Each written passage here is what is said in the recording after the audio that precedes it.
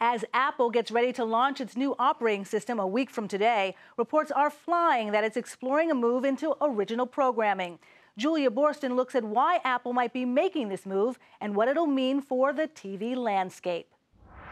At Apple's big event next week, it's expected to introduce a new Apple TV box. The question is whether it wants to eventually offer its own exclusive programming on that box. That's what it's exploring right now. And it also tries to pull together a bundle of streaming video channels from major media companies, which has been in the works for months.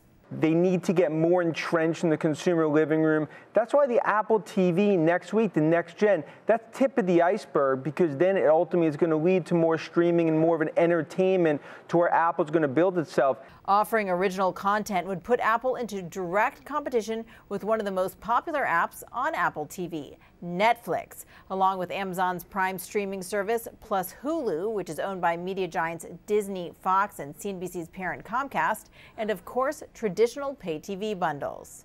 While Apple's first foray into music with iTunes may have revolutionized the music industry, it failed to stay on the cutting edge and was late to the game with its streaming music play Beats. And it hasn't been part of the streaming video explosion led by Netflix.